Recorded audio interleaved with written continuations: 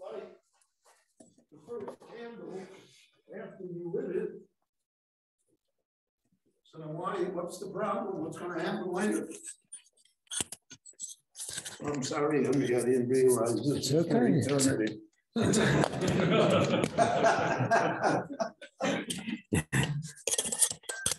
I didn't realize I had to set it up for you.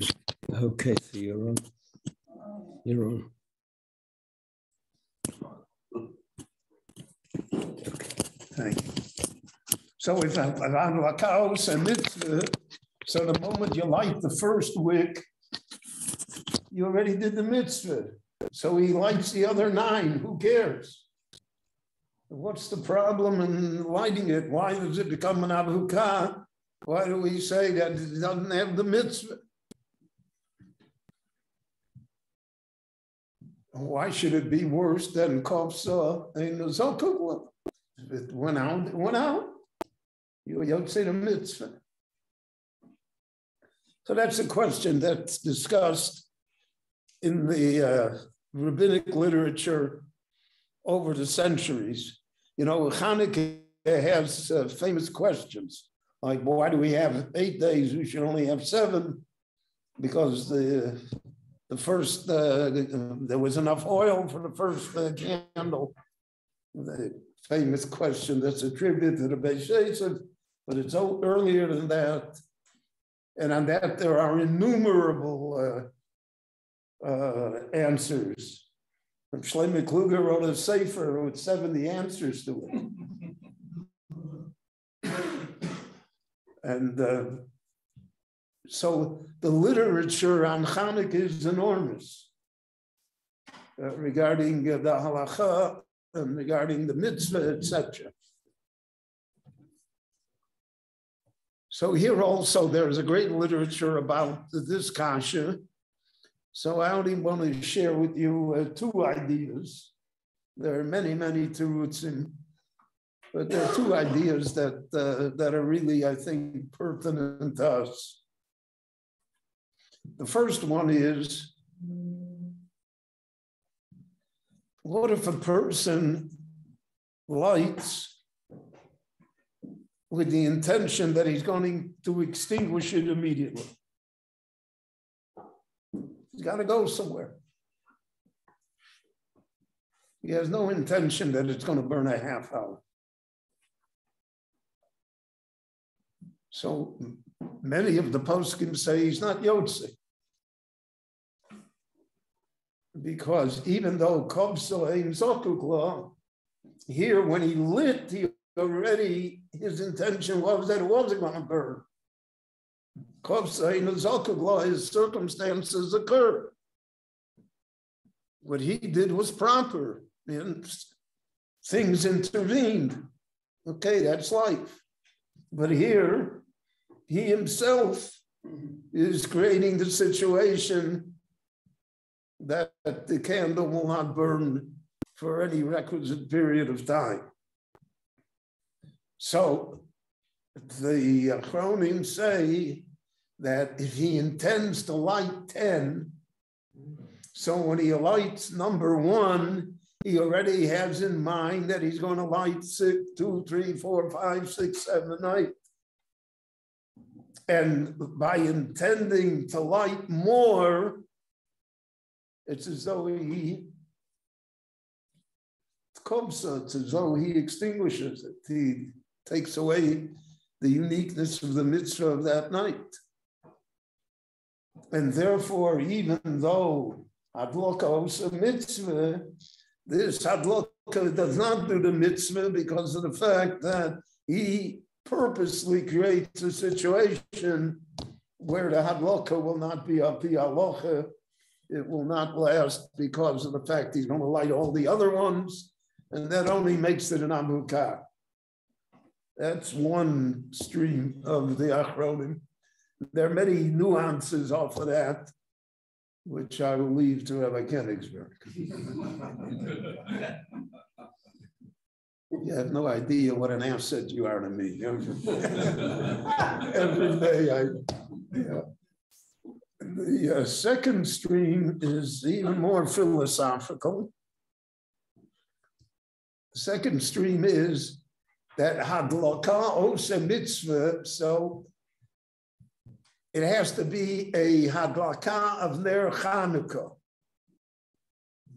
not just turning on a light. If he intends to light all 10, then the first one that he lights is also not hadlakas ner Chanukah. It's just part of his program, so to speak, that he's going to have light in the house. It's going to be a torch. And that's why Chazal said that Avukah is possible. For Havdalah, you need an Avukah.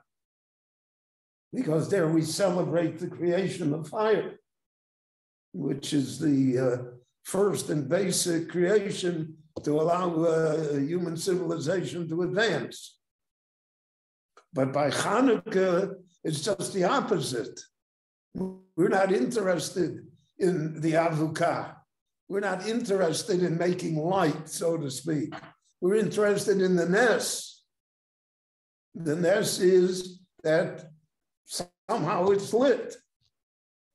And by his intention of lighting all 10 wicks, he indicates that even when he lights the first wick, it hasn't got a din of Ner Chanukah, it has a din of having light in the house. And then, so that's very nice, but that's not the mitzvah.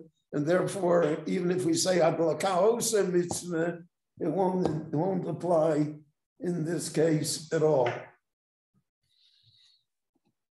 One of the tirutzim that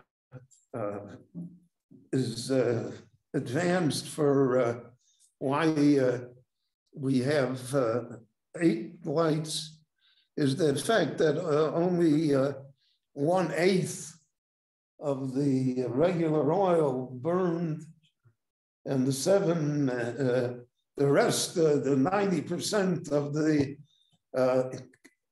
light from the menorah was Shemen Nes, was miraculous.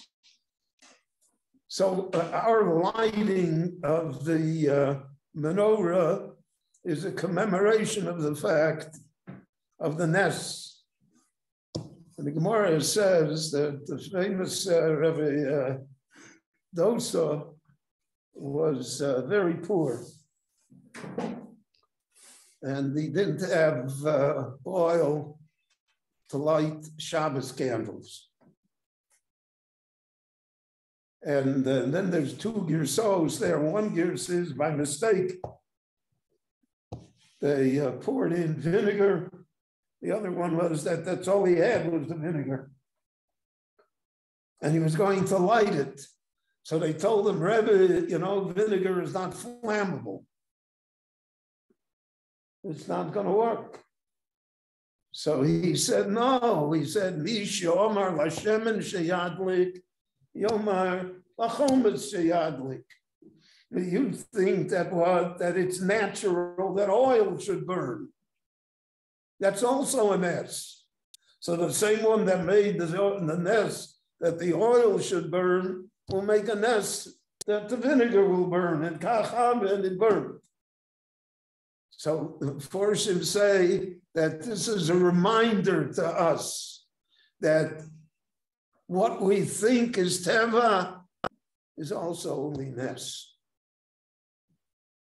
We think, because it's oil, so it's going to burn. Why?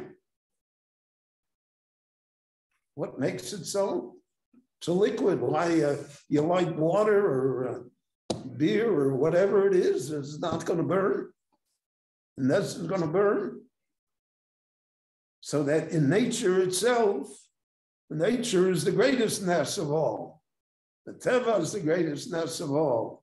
That's one of the lessons of Hanukkah, that we see that in the simple act of lighting a candle, we see the fact that the Nes from the Ribono Shalom is present. And that's part of the idea we say, Al Anisim, the continual Nisim that the Ribono Shalom does with us, and that certainly are part of the story of the Jewish people. Rabbi Chananya ben Akashi Omer Rotza Kadosh Baruch Hu V'Tzakos Yisrael V'Vicha Chibur Lahem Torah Mitzvot Shenemar Adonai Chavei Tzman Tzidko Yagdiu Torah V'Yadir.